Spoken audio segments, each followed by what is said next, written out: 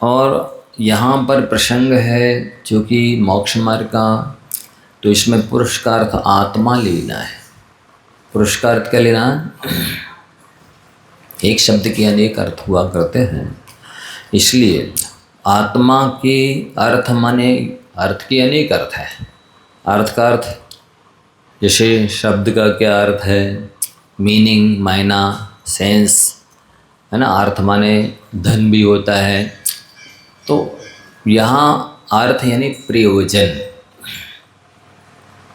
आत्मा का प्रयोजन जो मोक्ष है, आत्मा का लक्ष्य जो मोक्ष की प्राप्ति है, आत्मा का लक्ष्य, इस मनुष्य पर्याय का उद्देश्य आत्मा का कल्याण करना है।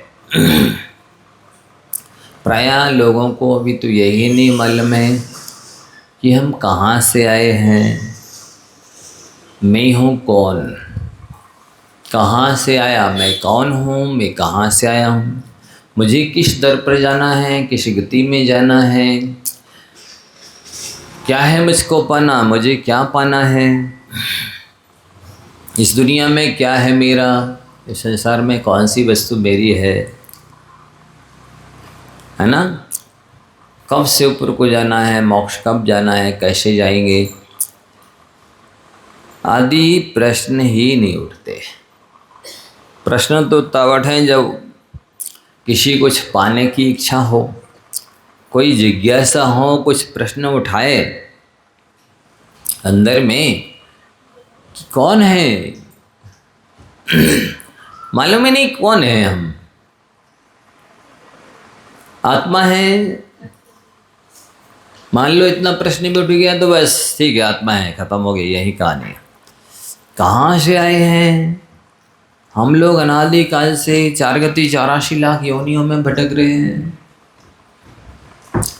जन्म मरण के कष्ट उठा रहे हैं, नए कर्म बांधते हैं, पुराने भोगते हैं, दुख उठाते हैं, यहीं भटकते रहते हैं।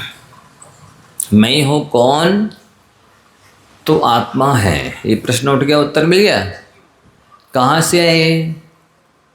तो अनादि काल से हम यहीं भटक रहे, 4 गति 84 लाख योनियों में ही भटक रहे, दुख उठा रहे। मूल तो अपना जो अनादि काल से लेकर के ज़्यादातर काल हेड ऑफिस क्या है? निगोद है। कहाँ पर रहे अपन लोग ज़्यादा समय? निगोद में रहे। वहाँ पर क्या करते रहे? जन्म मरण करते रहे। कितनी देर में कितनी बार जन्म मरण किया? एक श्वास में 18 बार जन्म ले लिया और 18 बार ही मरण कर लिया। तो जब एक श्वास में 18 बार जन्म मरण होता है तो एक अंतर्मुहूर्त में कितने बार होता है? त्रिणिशया छट्टिसा छाबट्टी सहस्रगाणी मरणानी अंतो मोत्त काले तावदिया चेव खुद्ध भवा। 66,336 बार जन्म ले लिया और 66,336 बार ही मरण कर लिया। तो जब एक अंतर्मुहूर्त में इतने बार हुआ तो 24 घंटे में कितने बार हुआ? अरबों खरबों बार हो जाएगा। जब एक दिन में 24 घंटे में अरबों खरबों बार हो रहा है तो एक महीने में कितना होगा और एक साल में कितना होगा और अनादि काल से लेकर अब तक कितने बार जन्म मरण कर लिया होगा? अनंत अनंत बार। और संसार में देखा जाए सबसे बड़ा कष्ट यदि कोई है तो जन्म लेने का और मरने का। सबसे ज़्यादा कष्ट कब होता है? जब ये जीव नया पुराना शरीर छोड़ता है और नया शरीर धारण करता है तब सबसे ज़्यादा कष्ट होता है। और मरते समय भी कष्ट होता है और जन्म लेते समय भी कष्ट होता है। तो ये कष्ट जन्म मरण के अपने वचनातीत सहे हैं, उठाए हैं, भोगे हैं। तो निगोद से आए, मुख्य रूप से तो निगोद से आए। अब कहाँ जाना है? कहाँ जाना? मोक्ष में जाना है। पंचम गति प्राप्त करना है। कौन सी गति?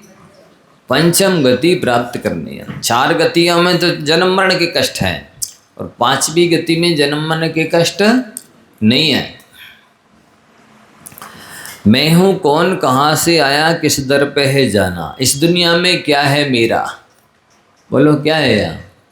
हाँ महाराज बहुत कुछ है, ज़मीन है, सैकड़ों एकड़ जायदाद है, सोना चांदी है, कई मॉल मार्केट शोरूम है, नहीं सैकड़ों हजारों का नौकर चाकर है, क्या नहीं है ना? बोलो कुछ नहीं है तो काहे को पड़े इसके पीछे? क्या इस दुनिया में क्या है मेरा? किसे साथ ले जाना? क्या साथ ले जाएंगे आप लोग हैं? पुण्य लाए थे इसलिए मनुष्य पर्याय उसको मिल गया, और अब पाप कर रहे, कर्म बांध रहे हैं तो उनका फल भोगने के लिए वो कर्म नहीं ले जाएंगे साथ में। तो कैसे कर रहे हैं? कुछ नहीं ले जाएंगे हैं? कर्म ले जाएंगे ना। हाँ उस कर्मों को बांधा है भी कर्म ले जाएंगे, उन कर्मों को भोगने के लिए दुर्गति में जाना है। क्या खोया? क्या खोया?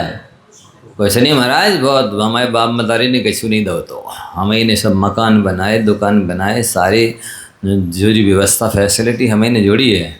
नहीं खोया थोड़ी है, पाया है, हैं? पाया कुछ भी नहीं पाया। क्या खोया? समय खोया, हाँ? और क्या पाया? दुख पाया। अब क्या पाना है? मोक्ष पाना है। इस दुनिया में क्या है मेरा, किसे साथ ले जाना? क्या खोया, क्या पाया अब तक, क्या है मुझको पाना? कैसा है मम रूप सलोना?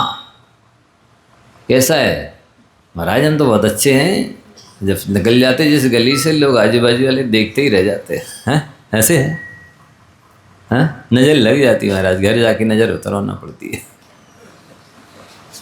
ये विचित्र प्राणी है, खुद ही तो ब्यूटी पार्लर में जाएगा, हाँ दर्पण के सामने घंटों लगाएगा, बार बार आड़े टेढ़े दिख दिख के कैसे, और कहीं रहता नहीं गया कुछ कमी, हाँ क्रीम पाउडर बराबर लगा पता कि नहीं, हाँ और फिर बाद में कहेगा हमें नज़र लग गई। क्यों लग गई? किसने लगवाई?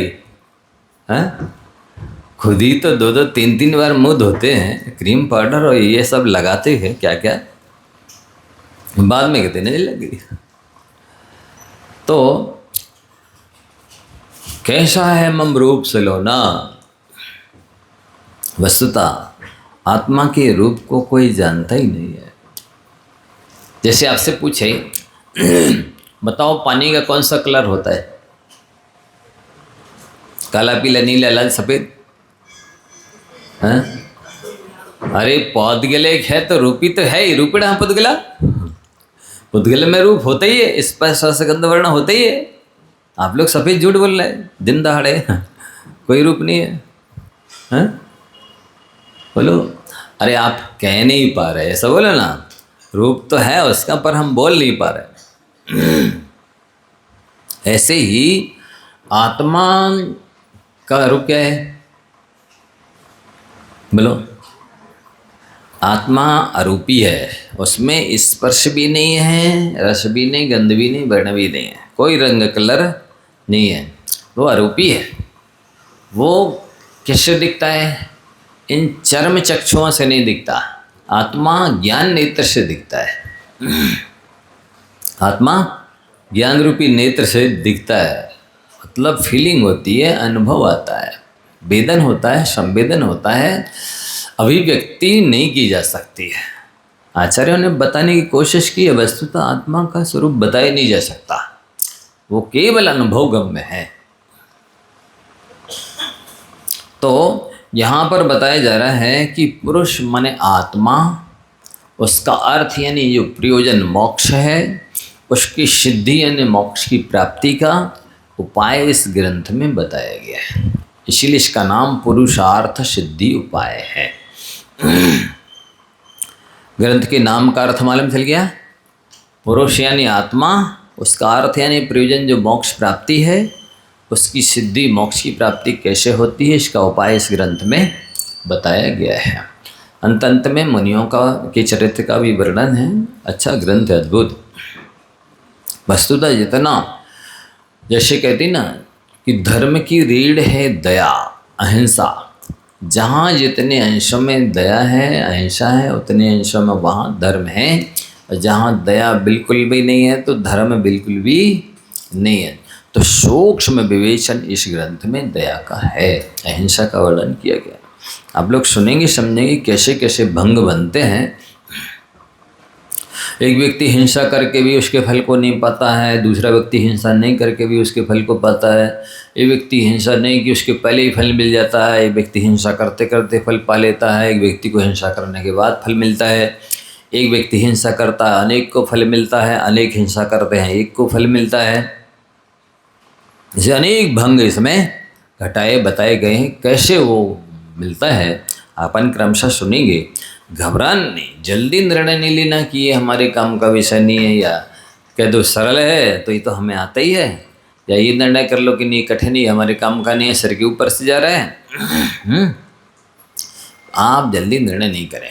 हर तरह का विषय आता है जो नहीं सुना है, नहीं समझ में आ रहा है, उसे भी सुनने समझने की कोशिश करनी चाहिए।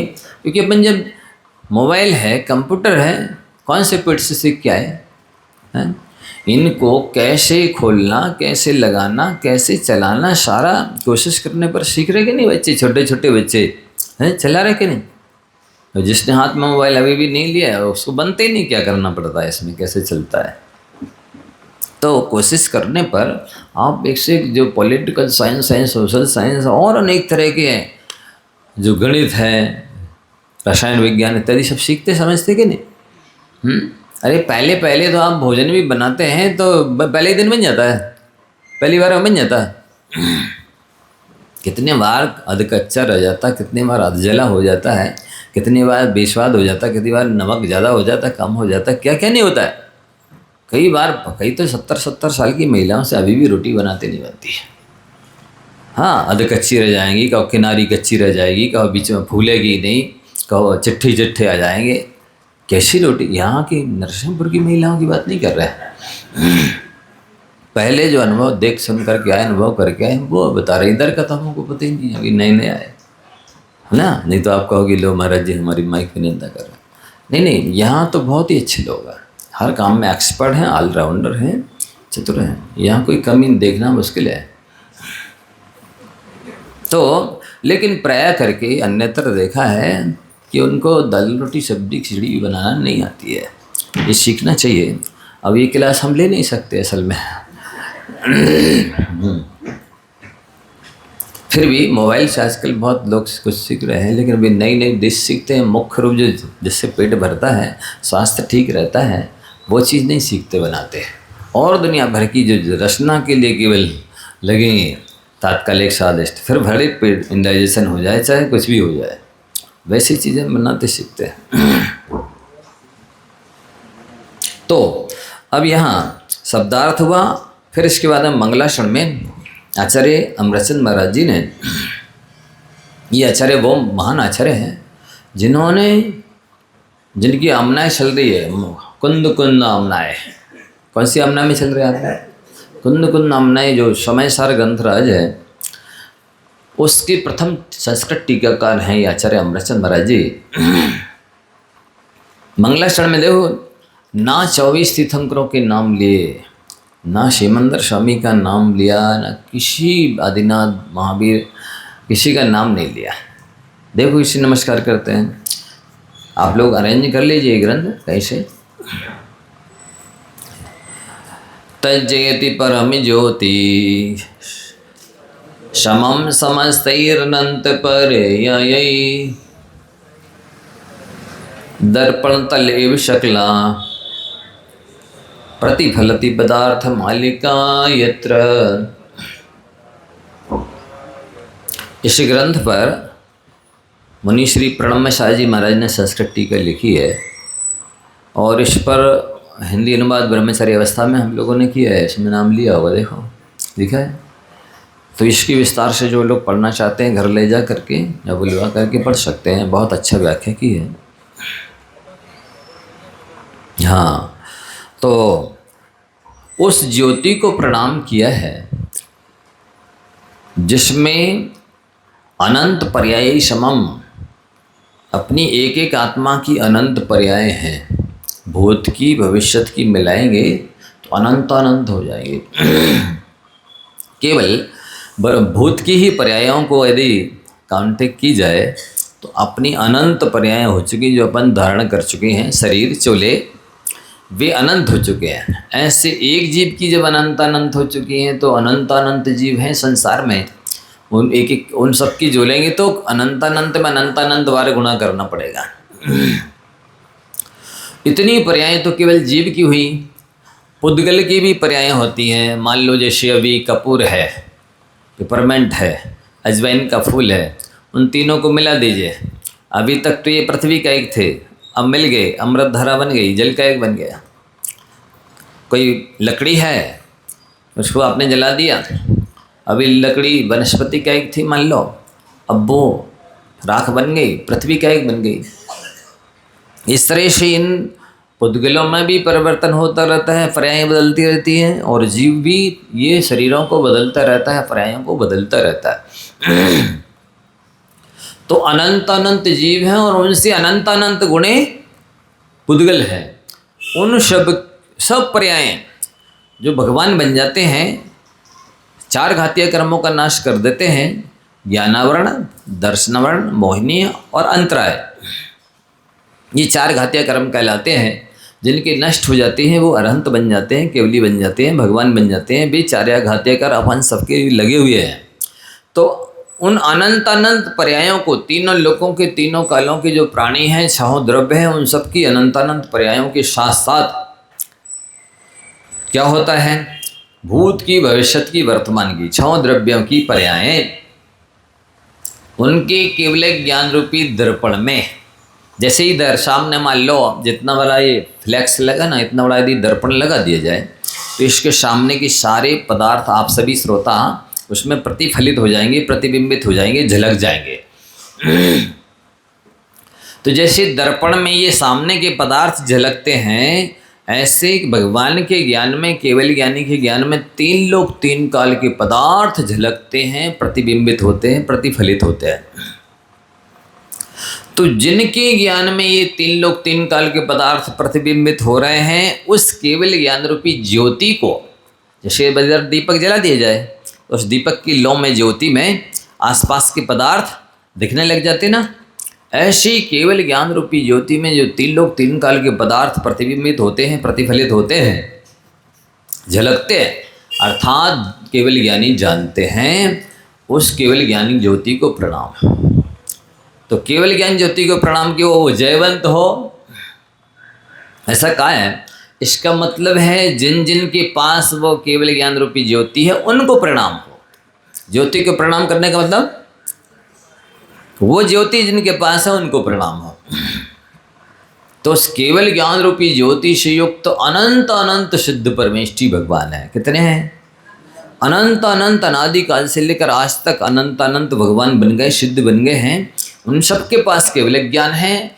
13वें गुण स्थान वाले, 14वें गुण स्थान वाले ढाई में अभी तो वर्तमान में विदेश क्षेत्र में ही मिलेंगे, जहाँ पर शाश्वत कर्मभूमि है। हमेशा हमेशा विदेह होते रहते जीव, देह से अतीत होते रहते हैं, सिद्ध बनते रहते हैं, केवल ज्ञान प्राप्त करते रहते हैं। उस वहाँ पर है, हो रहे हैं। उन सब के लिए तीन लोक तीन काल के कितने हो जाएंगे केवल ज्ञानी? अनंत अनंत। उन सब को नमस्कार किया है अमृतचंद्र आचार्य महाराज जी ने। तो अब इसमें अरहंत सिद्धों को नमस्कार कर दिया, तो क्या आचार्य उपाध्याय साधुओं को नहीं किया? नहीं, भविष्य में वो भी अरहंत और सिद्ध बनेंगे तो उनको भी नमस्कार हो गया। अब द्वादशांग जन्माणी माता को नमस्कार नहीं किया, नहीं किया ना? उपाध्याय परमेष्ठी जो होते हैं उत्कृष्ट ज्ञान के धारी, तो उस मन में जन्माणी, द्वादशांग जन्माणी गर्भित होती है, तो उन्हें भी नमस्कार हो जाता है। फिर भी यहाँ पर अलग से नमस्कार किया जा रहा है। दूसरी गाथा देखेंगे, बिल्कुल सरल, और जो गाथा आपको लगेगी कठिन है तो हम स्वयं जरा सी व्याख्या करके आगे बढ़ जाएंगे, चिंता नहीं करना। अपन को जहाँ विषय समझने समझाने लायक है हम सब समझाएंगे। वैसे ये विषय इसमें एक अक्षर ऐसा नहीं है जो समझने लायक नहीं है, लेकिन फिर भी आप कोशिश करेंगे तो समझ में आएगा। नाम से ही डर जाएंगे या ग्रंथ चल रहा है तो आपकी नादानी मानी जाएगी। पता नहीं कितना कितना विषय और देंगे। आप पेन कापी लेके आइए, कम से कम 5 अमृत बिंदु अद्भुत सूत्र देंगे आपको, वो आप लिखते जाइए। एक बार में तो याद रहने वाले हैं नहीं, जीवन में उतरने वाले हैं नहीं, बार बार लिखना पढ़ना पड़ता है, याद करना पड़ता है, चिंतन मनन करना पड़ता है, तब जीवन में आते हैं। परमागमस्य बीजम जीवम निषिद्ध जात्यंत सिंदूर्विधानम शकल नैविलिशितानां रोदमथनं नमाम्यनेकान्तं परमागमस्य जीवं निषिद्ध जात्यंत सिंदूर्विधानम सकल नैविलिशितानां रोदमथनं नमाम्यनेकान्तं। अब दूसरा जो गाथा है उसमें आचार्य महाराज ने अनेकांत को प्रणाम किया। वस्तुतः संसार में जितने 363 मत हैं, एकांतवाद है, जिनमें मिथ्या मत है, झूठे मत हैं, कल्पित मत हैं, जिनमें ये विशेषता नहीं है उनमें। एक दिन वो आए थे ना, विधायक जी कौन आए थे, उन्होंने दृष्टांत यही दिया था। यहाँ पर जैन धर्म की विशेषता बताई थी उन्होंने कि जैन धर्म क्या सिखाता है। विधायक थी ना, कौन थे, सांसद जी, उन्होंने ये दृष्टांत दिया था। ये गाथा आपके सामने रखी है। जैन लोगों को पता नहीं है क्या दृष्टांत दिया है, जैन धर्म क्या शिक्षा देता है, क्या समझाता है, किस तरह से वस्तु स्वरूप को का ज्ञान कराता है। एक नगर में एक हाथी आया। हाथी आया तो बच्चे देखते ना छोटे छोटे, हाथी घोड़ा पाल की जय करिए लाल की, ऐसे वैसे बोलने लगते ना। तो वो जब 6 अंधों ने सुना अरे हाथी आया है, उनको भी उत्सुकता हुई कि भाई हम भी देखेंगे हाथी कैसा होता है। कहाँ है भाई हाथी दिखाओ। लो उनका हाथ पकड़ा, देख लो जी खड़ा है। एक ने पैर पकड़ा, एक ने पेट पकड़ा, एक ने सूंड पकड़ी, एक ने कान पकड़ा, एक ने पूंछ पकड़ी, 5-6 अवयव ये पकड़ लिए। तो देख लिया हाथी, हाँ देख लिया। वो आगे बढ़े, हाँ आज देखा हाथी हमने, ये तो कुटिया जैसा होता है। दूसरा कहते नहीं नहीं झूठ बोल रहा है, मैंने स्वयं अपने हाथ से देखा है, छुआ है, हाथी तो खंबे जैसा होता है। तीसरा कहता नहीं तू भी झूठ बोल रहा है, नहीं मैंने अपने हाथ से स्वयं छुआ है, हाथी तो शब्बल जैसा होता है। तो जो अगला कहता है नहीं नहीं तू भी झूठ बोल रहा है, मैंने स्वयं अपने हाथ से छू करके देखा है, हाथी तो शूपा जैसा होता है। नहीं नहीं तू भी झूठ बोल रहा है। कहता हाँ नहीं हमने अपने हाथ से छुआ है, हाथी तो कैसा होता है, हैं दीवाल जैसा होता है। तो अब उनने जैसे जिसने जो अवयव पकड़ा वो उसको ही हाथी मान बैठा। तो ऐसे ही संसार में ये 363 मत क्यों बने, क्योंकि उन्होंने एक एक धर्म मान लिया, एक एक धर्म पकड़ लिया। जैसे मान लो आपसे कहा जाए बोलो ये मिश्री कैसी है, हैं? सब कहेंगे मीठी है, हम कहेंगे वजनदार है। कैसी है, वजनदार है, वो कहेंगे नहीं कठोर है। एक आदमी कह रहा है मिश्री कठोर है, दूसरा कह रहा है वजनदार है, तीसरा कह रहा है मीठी है, चौथा कह रहा है इसमें तो सोनी सोनी मिठास की गंधारी है। बोलो क्या है, वजनदारी है कि मीठी है कि कठोरी है, कैसी है? सब है उसमें, स्पर्श भी है, रस भी है, गंध भी है, वर्ण भी है। कितना कितना है? 100 ग्राम स्पर्श है, 100 ग्राम रस है, 100 ग्राम गंध है, 100 ग्राम वर्ण है। तो क्या 400 ग्राम है तो 100 ग्राम। 100 ग्राम है तो 4 चीजें 100 ग्राम कैसे हैं? जो प्रदेश स्पर्श का है वही प्रदेश रस का है, वही प्रदेश गंध का है, वही प्रदेश वर्ण का है। इसलिए 100 ग्राम होते हुए भी चारों 100 ग्राम है। तो जैसे इसमें स्पर्श भी स्वीकार किया अपन ने कि कठोर है, रस भी स्वीकार किया मीठी है, गंध भी स्वीकार की कि हाँ उसमें खुशबू है, वर्ण भी स्वीकार किया हाँ वाइट है। ऐसे ही चलो आपको समझाते हैं। आप पिता हैं कि पुत्र हैं? तो आप कहेंगे हम अपने पुत्र की दृष्टि में पिता हैं, पिता की दृष्टि में पुत्र हैं, भाई की दृष्टि में भाई हैं, पत्नी की दृष्टि में पति हैं, मामा की दृष्टि में भानेज हैं, भानेज की दृष्टि में मामा हैं, चाचा की दृष्टि में भतीजे हैं, भतीजी की दृष्टि में चाचा हैं। ये दृष्टि शब्द ना जोड़ो और कहने लगो नहीं नहीं ये तो चाचा हैं। तो कैसे चाचा हैं? किसके चाचा हैं? नहीं, ये रिश्ते 18 या जितने भी नाते हैं वो आपके आप में घटित हो रहे हैं बे, पर अलग अलग लोगों की अपेक्षा से हैं। एक ही व्यक्ति से सारे रिश्ते घटित नहीं हो सकते हैं, और एक व्यक्ति में अकेला एक ही रिश्ता है, बाकी और कोई रिश्ते नहीं है, ये भी सही नहीं है। समझ रहे ना? ऐसे ही प्रत्येक वस्तु में अनेक धर्म होते हैं, अनेक गुण होते हैं, अनेक पर्याय होती हैं। उनको विवक्षा से, अपेक्षा से, दृष्टिकोण से समझना पड़ता है। उनको आप सभी को समझना है। यही तो नहीं समझ रहा है, इसलिए तो धर्म नहीं समझ पा रहा है, और धर्म नहीं समझ पा रहा है इसलिए तो संसार में भटक रहे हैं, दुखी हो रहे हैं। बिल्कुल दिमाग को स्थिर रखना, बहुत जल्दी निर्णय नहीं लेना, उठ के भागने लग जाओ, नहीं तो कठिन चालू हो गए, विषय हमारे बस का नहीं है।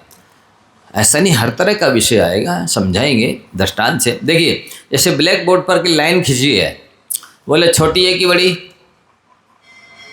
एक लाइन को ना हम छोटी कह सकते ना बड़ी कह सकते। उसके नीचे कोई बड़ी खींच दो तो छोटी कह देंगे, और छोटी खींच दो तो बड़ी कह देंगे, है ना? कथन अपेक्षा से ही होता है ना, बिना अपेक्षा ही कथन कर सकते। एक ही लाइन को छोटी या बड़ी कह सकते हैं? नहीं कह सकते ना। गिलास में आधा पानी है, अब एक व्यक्ति कह रहा है आधा गिलास भरा है, दूसरी कह रहा है आधा खाली है। बोलो सही क्या है? दोनों सही है। ऐसे कैसे सही है?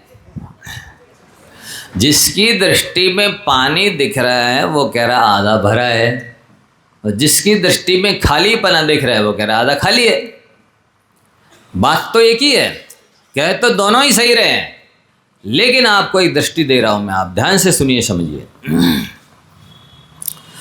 वस्तुतः जो व्यक्ति भरा देख रहा है वो व्यक्ति सकारात्मक सोच वाला है, पॉजिटिव थिंकिंग वाला है। वो सुख का अनुभव करेगा, शांति का अनुभव करेगा, कुछ ना कुछ उस पानी को उपयोग में ले लेगा, कुछ अपना काम बना लेगा। लेकिन जो व्यक्ति खाली देख रहा है वो नेगेटिव विचारधारा वाला है, नकारात्मक सोच वाला है, वो व्यक्ति दुखी रहेगा। अरे खाली है, अरे आधा ही है, दुख होगा कि नहीं? विकल्प होंगे, आकुलता होगी, चिंता होगी, और वो बैठा रह जाएगा हाथ बांध करके, क्या करें आधा खाली है। इसलिए आप सबको ये दृष्टि दे रहे हैं कि आप अपनी दृष्टि को सकारात्मक बनाइए, थिंकिंग को, सोच को पॉजिटिव बनाइए, गुणग्राही बनाइए।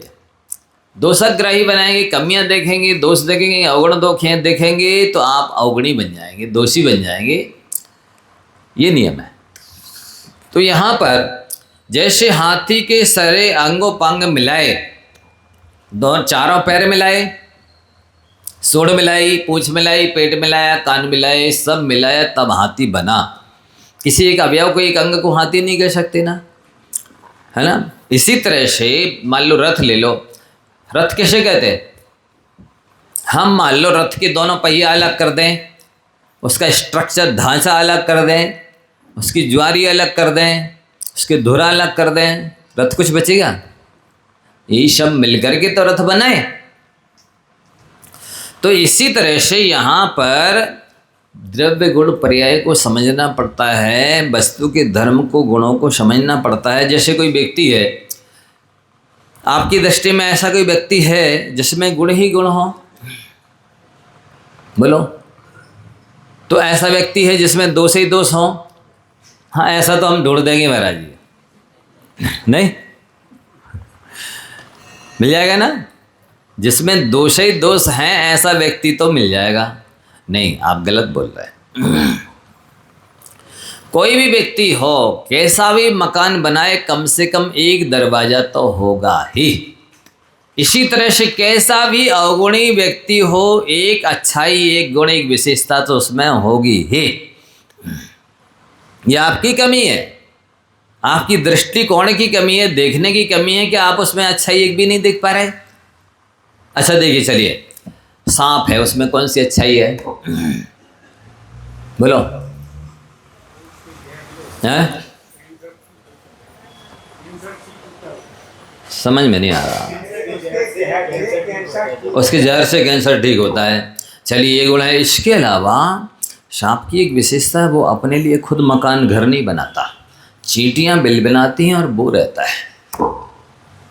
समझ रहे हैं? चींटियां बिल बनाती हैं और सांप रहता है। दूसरी बात है, उससे यदि आप शिक्षा लेना चाहें तो ले सकते हैं। जैसे सांप कांचली छोड़ता है, जहर नहीं छोड़ता। अनादिकाल से लेकर आज तक अपन लोगों का कल्याण क्यों नहीं हुआ? अपन ने सांप की कांचली की तरह ऊपर से भेष तो बदला, लेकिन अंदर में सांप के जहर की तरह अंदर में विषय कसाए नहीं छोड़े। इसलिए यही संसार में अभी भी कांचली छोड़ोगे, जहर नहीं छोड़ोगे तो कल्याण नहीं होने वाला। बिल्कुल। एक श्लोक लिख लो, बीच बीच में अनेक सूक्तियां, श्लोक, दोहे, गाथाएं बोलेंगे, आप दृष्टांत बोलेंगे, चाहो तो लिख सकते हो। प्रशंसकों से निज को ना आको,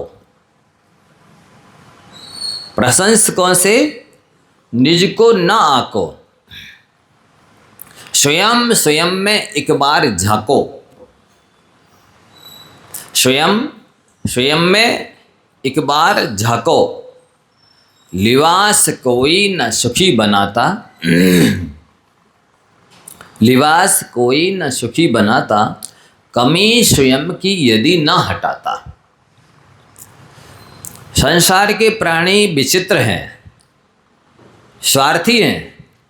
वे यदि आपकी प्रशंसा कर रहे हैं तो आप प्रशंसा सुन करके फूल मत जाना कि हाँ, इन्होंने मुझे कह दिया ये धर्मात्मा है, दानवीर हैं, ज्ञानी हैं, दयालु है, परोपकारी है आदि आदि कह दिया है तो आप फूल नहीं जाना। हो सकता है उसने अपना स्वार्थ सिद्ध करने के लिए आपकी प्रशंसा की हो, अपना उल्लू सीधा करने के लिए आपकी प्रशंसा की हो। उसने जो गुण आप में विशेषताएं बताई हैं, आप स्वयं स्वयं में एक बार झांको, प्रशंसकों से निज को ना आको। किसी ने प्रशंसा की है तो भी अपना आकलन उसकी प्रशंसा से नहीं करो कि मैं इतना योग्य हूँ, और किसी ने निंदा की है तो भी अपने आप को इतना नालायक मत समझ लेना कि उसने मुझे अयोग्य घोषित कर दिया है। हो सकता है ईर्ष्या, द्वेष, घृणा बस उसने आपकी निंदा की हो, अवगुण बताए हो, कमी बताई हो, तो वो अच्छाई बताई है, उसको भी अंदर में झांको एक बार, है कि नहीं मेरे अंदर ये योग्यता, ये व्यक्तित्व मेरे अंदर है कि नहीं है। जो ये विशेषण दे रहा है, दयालु हो, परोपकारी हो, दानी हो, धर्मात्मा हो, स्वाध्यायी हो, ज्ञानी हो, आदि आदि बोल रहा है, मेरे पास है ये गुण कि नहीं? और अवधो निंदा कर रहा है, ये कंजूस है, ये बदमाश है, चोर है, मायावी आदि आदि कुछ भी कह रहा है, तो आप देखते लो वाकई में ऐसा हूँ। यदि नहीं है वे गुण तो उन गुणों को पाने की कोशिश करो, और नहीं, और दोष वे हैं तो उनको निकालने की कोशिश करो। लिबास कोई न सुखी बनाता। कोई भी भेष, चाहे दिगंबर भेष हो, चाहे काले पीले नीले लाल भगवान, कोई भी वस्त्र पहन लो, चाहे दाढ़ी रखा लो, चाहे घुटा लो, चाहे बाल रखा लो, चाहे घुटा लो, चाहे दोनों रख लो, चाहे दोनों घुटा लो, इससे धर्म होता नहीं। समझ रहे? लिबास कोई न सुखी बनाता, कमी स्वयं की यदि ना हटाता। यदि अपनी कमियों को नहीं निकालोगे, अपने दोषों को नहीं निकालोगे, अपने अवगुणों को नहीं निकालोगे, अपने व्यसनों को, अपनी कमजोरियों को दूर नहीं करोगे, आप सुखी होने वाले नहीं हैं, आपका कल्याण होने वाला नहीं, भला होने वाला नहीं है। समझ रहे? छोटी छोटी कमियों की, बुराइयों के तिनके से ही दुर्गति रूपी घोंसला तैयार होता है। फटाफट लिखो, अब ये भी बोलना पड़ेगा, ये लिखो। छोटी छोटी बुराई, कमियां, दोष या अवगुण या व्यसन या खोटी आदतें, यही हुए तिनके। इन्हीं तिनकों से दुर्गति रूपी घोंसला तैयार होता है। तो वस्तुतः आपके शत्रु, आपके दुश्मन, आपका बुरा करने वाले, आपके आतंकवादी आपके अंदर छुपे हैं। वो कौन है? वे हैं आपके अवगुण, वे हैं आपके दोष, वे हैं आपके व्यसन, वे हैं आपकी खोटी बुरी आदतें। उनको जानो, पहचानो और उन शत्रुओं को निकालो अपने अंदर से। आचार्य समंतबद्ध महाराज जी ने शंभु स्तोत्र में 24 तीर्थंकरों की स्तुति की है। उसमें शांतिनाथ भगवान का स्तवन करते हुए लिखते हैं, स्वदोष शांत्या विहितात्म शांति, शांतिर्विधाता शरणम गता नाम, भूयात् भवक्लेश भयोपशांति, शांतिर्जिनों में भगवान शरण्या। हे भगवान शांतिनाथ जिनेन्द्र, आपने अपने दोषों की शांति करके अर्थात अपने दोषों को, अवगुणों को, कमियों को छोड़ करके, निकाल करके आत्म शांति प्राप्त की है। ये मार्ग है, ये रास्ता है, ये टेक्निक है, ये तरीका है शांति प्राप्त करने का। और हम लोगों की क्या आदत है? हम अपनी सारी कमियां, सारे अवगुण, सारे दोष, सारे व्यसन, सारी खोटी आदतों को रख करके अपने पास सुरक्षित और सुखी होना चाहते हैं। बताइए, हो जाएंगे? भगवान भी आपको सुखी नहीं कर सकते, करते भी नहीं भी। आपको स्वयं सुखी होना है अपने दोषों को, कमियों को, अवगुणों को निकाल करके, व्यसनों को छोड़ करके। और जब शांति स्वयं प्राप्त कर लोगे तो शांतिर विधाता, दूसरों के लिए भी शांति करने वाले बन जाओगे।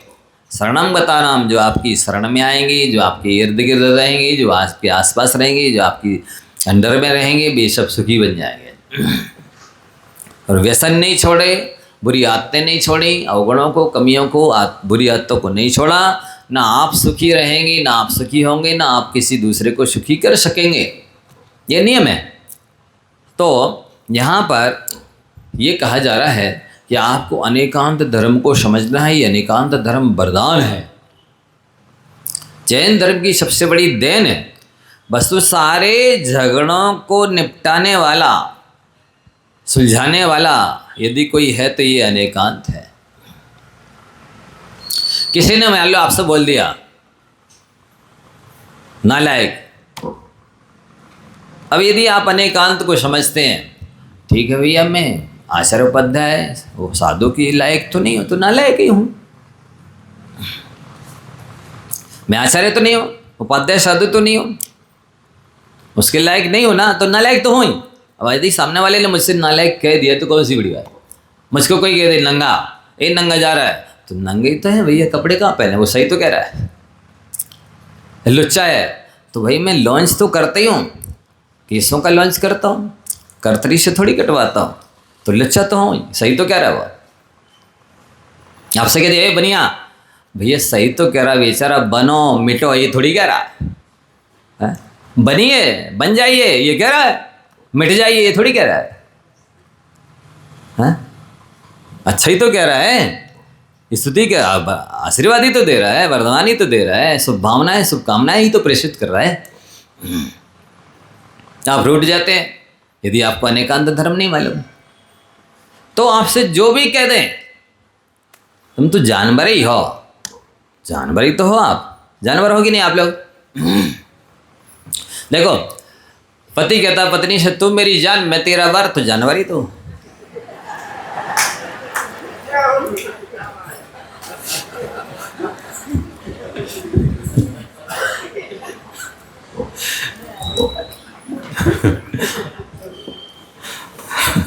हंस रहे हैं।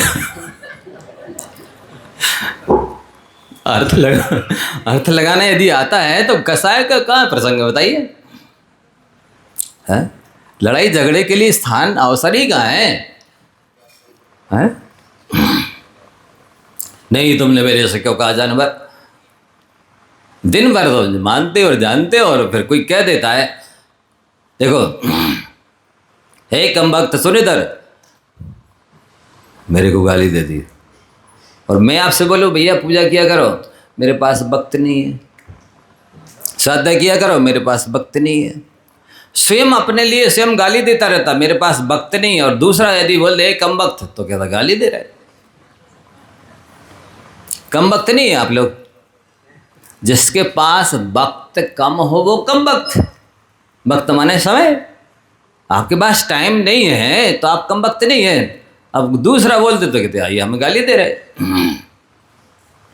हैं। तो ये आपको अनेकांत धर्म यदि समझ में आ गया ना तो सारे झगड़े सुलझ जाए। जितने भी मत, पंथ, संप्रदाय बनते हैं वे इस धर्म को नहीं जानने और मानने की वजह से बनते हैं। देखो, एक सांख्य मत है वो वस्तु को नित्य मानता है, एक बौद्ध मत है वो वस्तु को क्षणिक मानता है, जैन धर्म भी दोनों को मानता है। तो वो दोनों मिथ्या दृष्टि हैं, एकांतवादी हैं, अज्ञानी है, और आप दोनों को मान रहे फिर भी ज्ञानी बने फिर रहे। कैसे? देखो, हम बोलते हैं द्रव्य नित्य है, आत्मा शाश्वत है ना, इस अपेक्षा से हम नित्य धर्म को मानते हैं, और शरीर अनित्य है, नश्वर है। बोलो इसमें लुगरिया लगेगी कि नहीं? ये मेरा फेवरेट शब्द है, आप सब लोग सुन लो, लुगरिया। तो जब इसमें लुगरिया लगेगी तो ये अनित्य तो है ही, नाश्वर तो है ही, नश्वर तो है ही, हाँ? तो इस अपेक्षा से छड़े गए। तो ये अपेक्षा बोलें, दृष्टिकोण बोलें, अभिप्राय बोलें, विवक्षा बोलें, इसी का नाम अनेकांत है। वैसे लोग व्यवहार में सारी दुनिया इसको अपनाती है, वो जैन हो चाहे जैनेतर हो, किसी भी जाति के संप्रदाय को मानते तो हैं पर जानते नहीं है।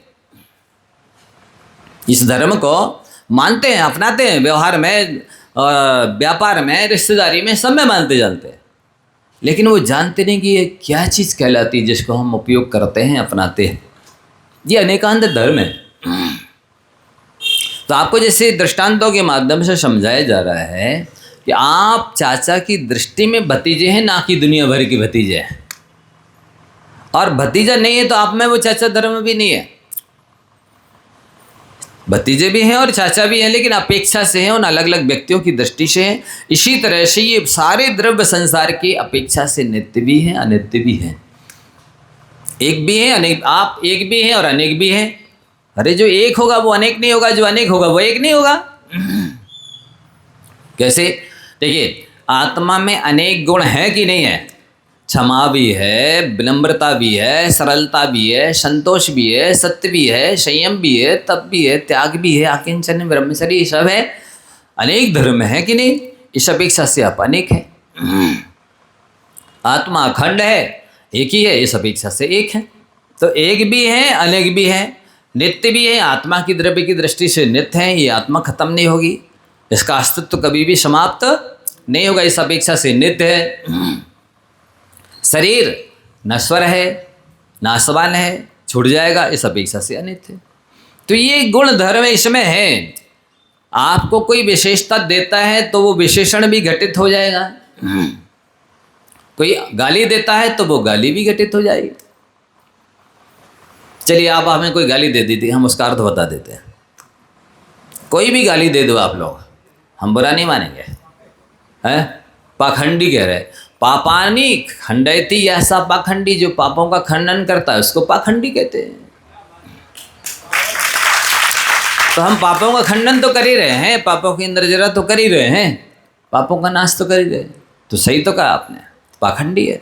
अब इसमें लोक में आप जो मतलब धर्म में मैसरी करे, ऊपर से दिखावा करे, उसको पाखंडी कहते। आपने वो अर्थ ले लिया तो आपको बुरा लग गया, उसी का हमने एक अर्थ ले लिया, हमको आनंद आ गया। हाँ, उसी चीज से आनंद भी आता है, दुख भी होता है। एक दृष्टांत मैंने दोपहर में दिया था, कुछ लोग थे, सब नहीं थे, आप सुन लो फिर से। वही चीज सुखदायी भी होती है, वही चीज दुखदायी भी होती है। कैसे होती है? दो मित्र थे, एक बार मेले में घूमने के लिए गए, पूरा मेला घूमा, सैकड़ों हजारों दुकानें थी, झूले थे और होटलें और क्या क्या सब कुछ था। लेकिन उनको पूरा मेला घूमने के बाद मात्र 2 चीज़ें पसंद आई, एक सूक्ष्मदर्शी यंत्र, एक दूरदर्शी यंत्र। दोनों ने खरीद लेकर के आ गए। अब एक था सराफी, मतलब सराफी की दुकान थी, सोने चांदी इत्यादि की। सूक्ष्मदर्शी यंत्र से देखता है इसमें कितना मैल है, कचरा है, कैसा है, ओरिजिनल है कि डुप्लीकेट आदि आदि। जब से सूक्ष्मदर्शी यंत्र लाया तब से उसके व्यापार में वृद्धि हो गई, लाभ आने लगा। और जब दिन भर व्यापार करके आता, घर में आकर के दूरदर्शी यंत्र से भोजन पानी करके दूर के बाग बगीचों को देखता तो ऐसा लगता कि मेरे घर में ही फुलवारी लगी है, मेरे आंगन में ही बगीचा है। तो आनंदित होता, मजे मौज करता, सुखी प्रसन्न रहता। दूसरा लाया, अब वो सूक्ष्मदर्शी यंत्र को कब लगा रहा, जब नौकर चाकर झाड़ू लगा लें तब देखे अरे इतना कचरा पड़ा है, वो गाली देने लग गया नौकरों को। ऐसे सफाई की जाती है, डांटने मारने लग गया, सुबह काम छोड़ के चले गया। इधर भोजन करने आया, सूक्ष्मदर्शी यंत्र लगा रहा, सुबह रोटियों में दिख रहे इतने इतने काले धब्बे, इतने बड़े बड़े दिख रहे। सो पत्नी को गाली दे रहा है, ऐसी रोटी बनाई जाती है जली भजी।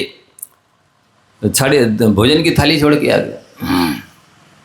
भी दोनों बाजार में मिले, और भाई क्या हाल है?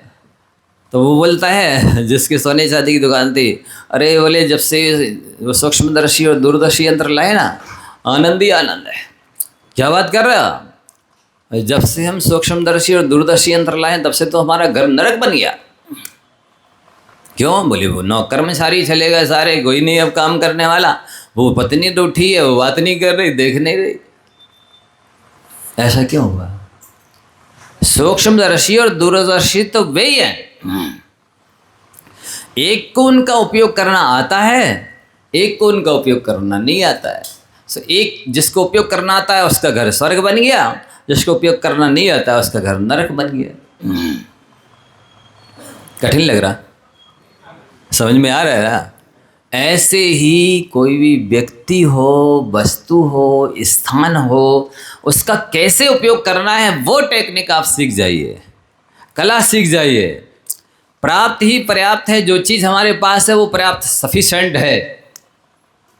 जो कुछ भी है पास हमारे उसे बांट कर खाएंगे।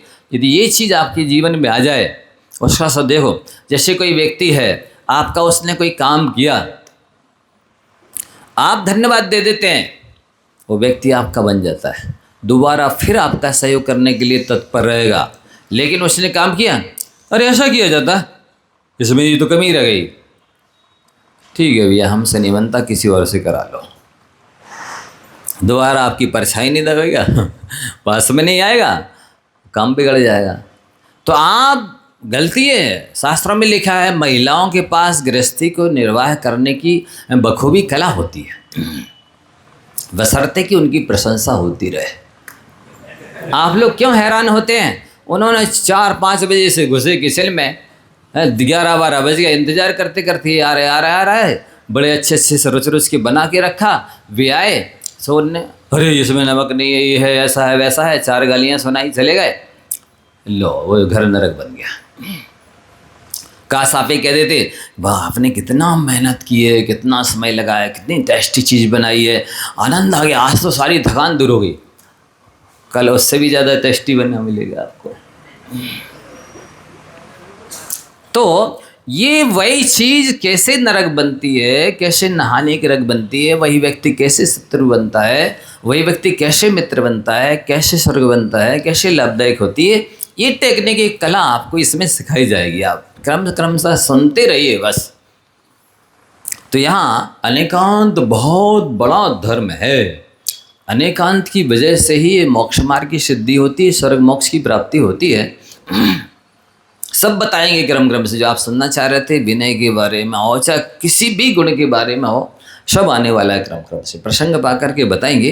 तो अभी तो आप ये समझिए कि अनेकांत क्या कहलाता है, जिसमें अनेक रिश्ते होते हैं, नाते होते हैं, गुण होते हैं, धर्म होते हैं, पर्यायें होती हैं, उनको किस दृष्टि से अपनाना है, कैसे स्वीकार करना है, इत्यादि बातों का इससे अनेकांत के द्वारा कथन होता है। जैसे हाथी का कथन किया, सारे अंगों पांग मिलाए तब हाथी बना। रथ का कथन किया, सारे पहिए हैं, ज्वारी है, धुरा है, उसका स्ट्रक्चर ढांचा है, सब कुछ मिलाया तब रथ बना। इसी तरह से सारे द्रव्य हैं, गुण हैं, पर्याय हैं, सबको मिलाएंगे तभी द्रव्य बनती है, वस्तु बनता है, व्यक्ति बनता है। इसका नाम अनेकांत है। तीसरा श्लोक बहुत संक्षेप में व्याख्या करेंगे, बिल्कुल नहीं घबराना, घड़ी मेरे पास रखी है। अथवा ठीक है, कुछ और भी मैं अमृत बिंदु देता हूँ, आप लिखिए। देखो, बहुत चुनौतीपूर्ण वाक्य है।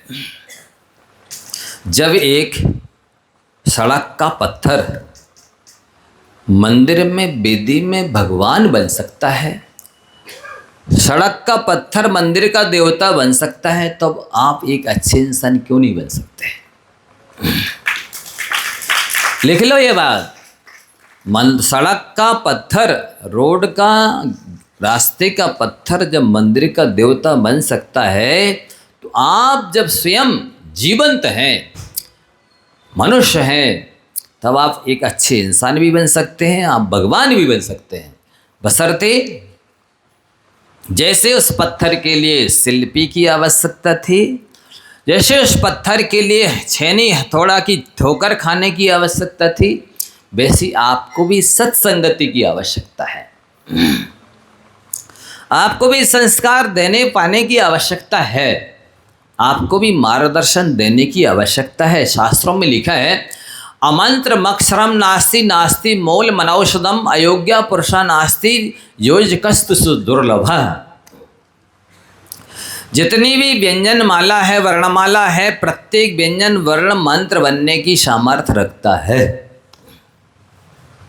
ऐसा कोई अक्षर नहीं है जो मंत्र नहीं बन सकता है। वो तो अज्ञानी लोग हैं कि न्यूज़पेपर उठाया, उसमें बच्चे की मलमूत्र पहुँच के फेंक दिया, उसमें जिनवाणी लिखी थी, शब्द ब्रह्म लिखा हुआ था। सिद्धो वर्ण समामनाया, वर्ण समामनाया अनादिकाल से चलाया है, उसी से ही नमोकार बनता है, उसी से द्वादशांग जिनवाणी की रचना होती है, उसी से न्यूज़पेपर बना है।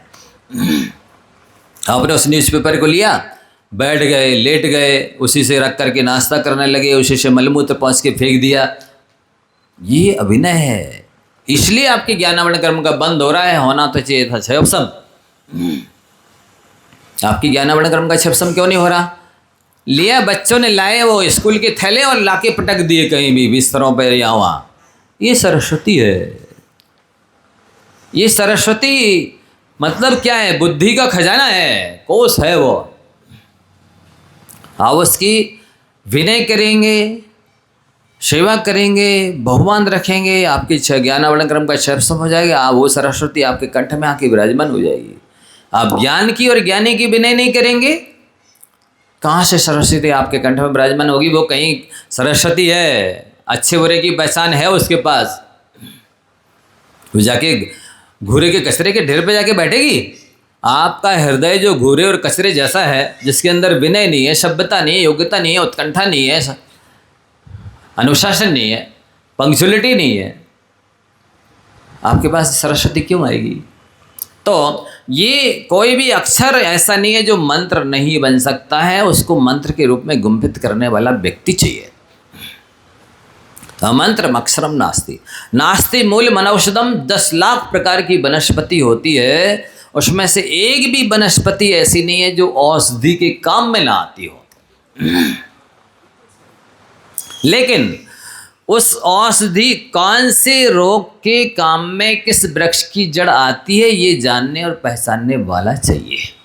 जब तक ये नहीं पहचानेगा कि ये रोग कौन सा है और इस रोग की औषधि कौन सी जड़ी बूटी इसको ठीक करेगी, ये नहीं पहचानेगा तो उसकी कोई वैल्यू नहीं।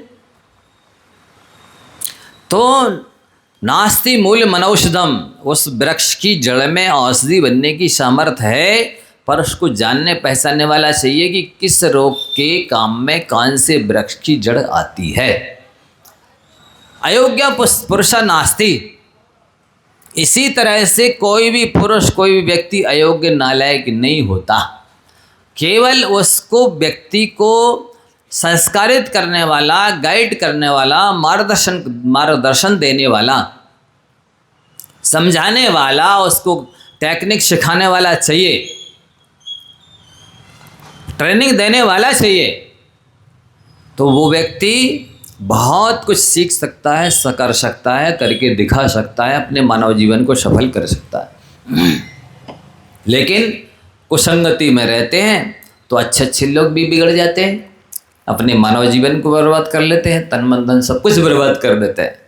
तो आपको ये ध्यान रखना है। हाँ, हो सकता है कभी कभी किसी के तीव्र कर्म का उदय रहता है कि हर व्यक्ति हर चीज़ को नहीं सीख सकता है। तो जैसे प्रारंभ में क्या होता था, पहले लोग जब 4-5 साल का बच्चा होता था ना, तो उसके पास 5-7 चीज़ें रखते थे। एक तराजू रख दिया, मीटर रख दिया, हल रख दिया, ऐसे कुछ चीज़ें रख दी।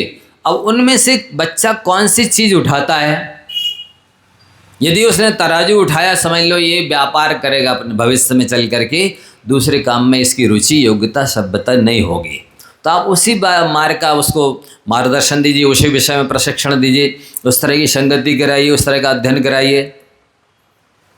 मान लो पिछी कमंडल रखा है और बच्चा पिछी कमंडल जाए और सब चीज़ों में से पिछी कमंडल उठाए, समझ लो ये साधु बनेगा। ऐसे भी अनुमान लगाते थे, लेकिन ये सर्वथा सही नहीं है। वस्तुतः तो जैसे गुरु के सानिध्य में व्यक्ति पढ़ेगा लिखेगा रहेगा, व्यक्ति वैसे ही बनेगा। यदि सर्विसमैन लोगों के साथ रहेगा तो वो सर्विस करने की सोचेगा, बिजनेसमैन करने जो हैं उनकी संगति करेगा तो बिजनेस करने की सोचेगा, डाकू लुटेरों के गिरोह में शामिल होगा तो लूटना पीटना सीखेगा, जैसे लोगों की संगति करेगा। तो जब सड़क का पत्थर मंदिर का देवता बन सकता है तो आप अच्छे इंसान और भगवान क्यों नहीं बन सकते? दूसरा सूत्र दे रहे हैं आपको, वक्त आपका है, वक्त समय आपका है, चाहे आप सोने में गुजार दो चाहे सोना बना लो।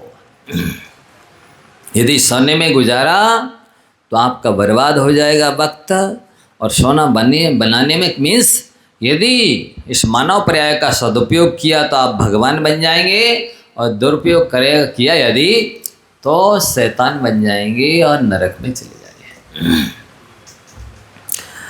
1 मिनट 2 मिनट और बचे हैं। कठिन परिस्थितियाँ, ध्यान से सुनो, मुश्किलें सबके जीवन में होती हैं, कठिनाइयाँ परेशानियाँ सबके जीवन में होती हैं। कठिन परिस्थितियाँ उस वॉशिंग मशीन की तरह हैं, जो वॉशिंग मशीन में मैले कुचैले कपड़े को डालो तो मशीन घुमाएगी, मसलेगी, निचोड़ेगी, आखिर जब वस्त्र वॉशिंग मशीन के बाहर आएगा तो पहले की अपेक्षा बेहतर, साफ, स्वच्छ होगा, अच्छा होगा। ठीक इसी तरह से आपके जीवन में कठिनाइयाँ आती हैं तो आपको उन कठिनाइयों से निकलने के बाद में अनुभवी बन के निकलना चाहिए, और साहसी सहनशील बन करके निकलना चाहिए, और अच्छी टेक्निक सीखना कि हाँ इसमें ये कमी रही, अब आगे हम ऐसी कमी नहीं रखेंगे। इतनी प्रसाद की कमी रही, इतने साधनों की कमी रही, इतने पुण्य की कमी रही, अब हम इन चीज़ों को और बढ़ाएंगे और अपने जीवन में सफलता प्राप्त करके ही रहेंगे। ये पूर्णायु का शिविर लगने वाला क्या है, तो ये आचार्य महाराज के आशीर्वाद से पूर्णायु खुला था अब जबलपुर में, आप सभी को मालूम है। वस्तुतः जो आयुर्वेद है वो आज भी काम करता है। लोगों का विश्वास एलोपैथी में, होम्योपैथी में हो गया है, पर वो क्या है कि फास्ट रिलीफ चाहते हैं। भले वो रिएक्शन कर जाए, अंग्रेजी दवाई एक लाभ करे 2 हानि कर दे, एक रोग को ठीक करे 2 रोग उत्पन्न कर दे। लोगों को फास्ट रिलीफ चाहिए। डॉक्टर साहब बुरा नहीं मान जाना, हानि का हो गया हमारी अंग्रेजी दवाई नहीं, वस्तुतः ऐसा है। अंग्रेजी दवाइयाँ मान लो मार्केट में 5000 प्रकार की चल रही हैं, तो 500 दवाइयाँ तो स्वास्थ्य का थोड़ा लाभ करती हैं, 4500 दवाइयाँ रिएक्शन करती हैं, बेनुकसान कर रही हैं और मार्केट में धड़ल्ले से बिक रही हैं। अब उन 4500 जो नुकसान करने वाली दवाइयों को लोग खरीदेंगे, खाएंगे तो स्वस्थ होंगे कि बीमार होंगे, बताइए। किसी ने कहा है आपका स्वास्थ्य ठीक नहीं है, आज डॉक्टर सुधीर जी को दिखाइए, पर जो दवाई लिखें उस दवाई को लिखवा लीजिए, पर ये जो दवाई लिखें उसको आप खरीद लीजिए, पर उन दवाइयों को खाइए मत। क्यों? इसलिए दिखाइए कि डॉक्टर सुधीर की दुकान चलती रहे, इसलिए जो लिखवा दवाइयाँ खरीद लीजिए कि दुकानदार की, दवाइयों वाले की दवाई दुकान चलती रहे, पर इसलिए मत खाइए कि जिससे आप सुरक्षित रहें, स्वस्थ रहें, जीवित रह सकें। है लिखवाइए लिखवाइए, खरीदिए, पर खाइए मत। यदि आप जीवित रहना चाहते हैं, सुरक्षित रहना चाहते हैं, सुखी रहना चाहते हैं तो आयुर्वेद की दवाइयाँ थोड़ा देरी से लाभ करेंगी लेकिन परमानेंट लाभ करती है, और लाभ नहीं करे तो रिएक्शन तो नहीं करती कम से कम। ये अंग्रेजी दवाइयाँ लाभ तो कम करती हैं, रिएक्शन ज़्यादा करती हैं। तो आप लोग इससे लाभ उठाएं। समय हो रहा है, मैं आज इतना ही बोल के अपनी बात।